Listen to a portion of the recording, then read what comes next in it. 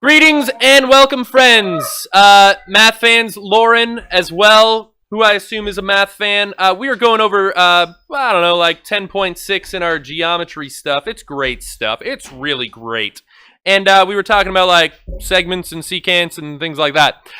So here we go. We were wanting to solve this question for x, and one of the things we realized was that if I multiply the kind of subsegments of this chord, it will equal the subsegments of the other chord. So that means that 9 times x minus 3 is going to equal 10 times 18.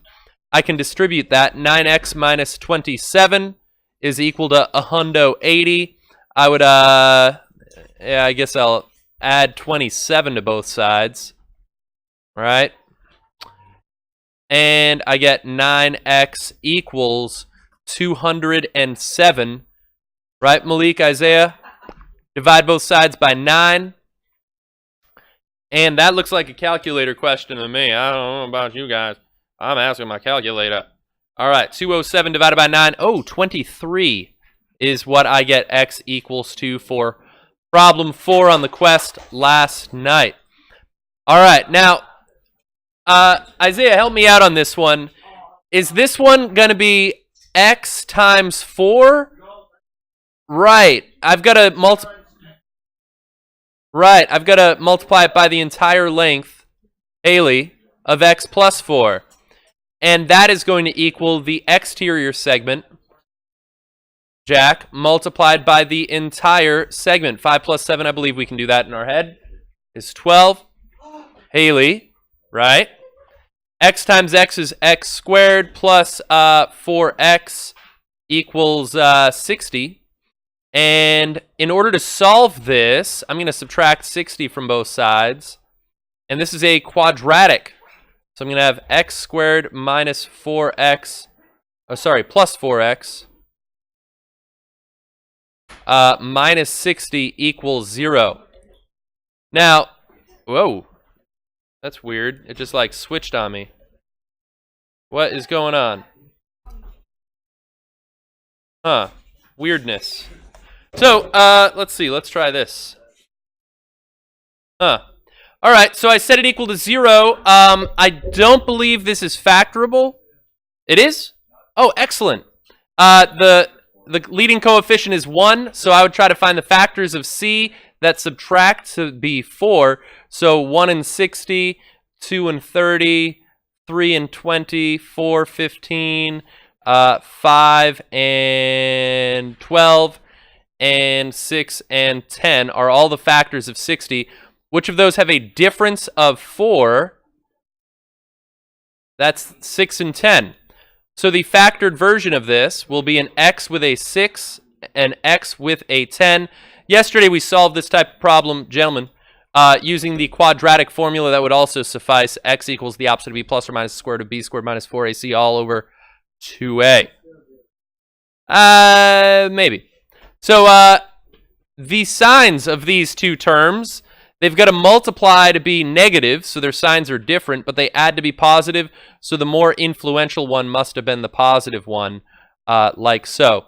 And then, I don't know if you guys remember this from Algebra 1, but when two things multiply to be 0, I can actually break these up into two separate cases where either x minus 6 equals 0 or x plus 10 equals 0. And I actually used the super legal description here.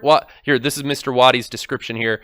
I say this, that equality to 0 is distributive over multiplication. That's not at all an appropriate use of the word distribution, but it actually makes sense. I can set each of those factors to 0, right, Jack and Malik? Right?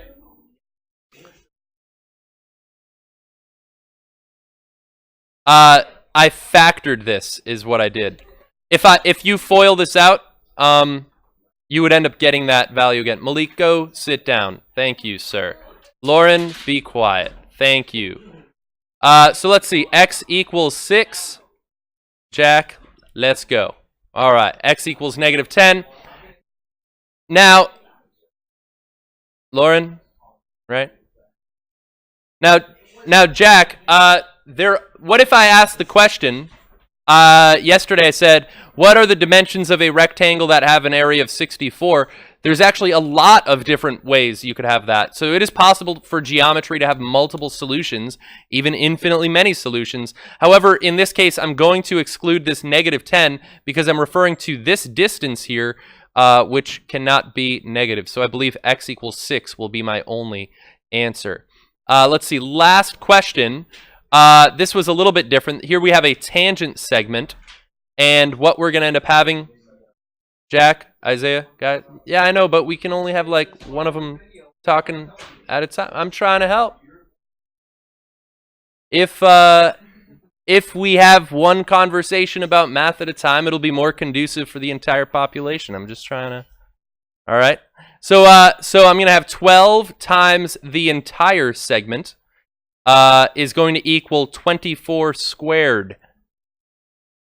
Right? So I distribute that. I'll have 144 is equal to 12x. Sorry, nope. Plus 12x equals in 24 squared. What is that? 576? Anybody? I'm getting a nod. Okay. Subtract 144. This time, because there's no squared term, I can just isolate the variable and solve, which is a little bit easier for us. 12x equals 576 minus 144. I get 432, and I'm going to divide both sides by 12. And I'll get x equals 36. All right, so there's, I think that's all I picked for today, so we'll have time to review. Looks like. Thank you for watching, internet friends. Have a great day. Oh, I shut off my mouse. Here we go. Day.